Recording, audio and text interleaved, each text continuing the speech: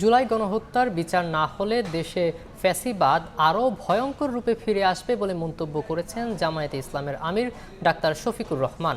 বাদ ফজর রাজধানীর আজিমপুর কবরস্থানে সদ্য প্রয়াত ব্যারিস্টার আব্দুর রাজ্জাকের কবর জিয়ারত শেষে একথা বলেন তিনি।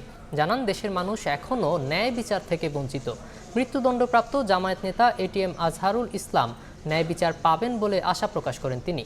ডাক্তার শফিকুর রহমান জানান, আওয়ামী সরকারের নির্যাতনের শিকার হলেও আজীবন সত্যের পক্ষে লড়াই করেছেন ব্যারিস্টার আব্দুর রাজ্জাক।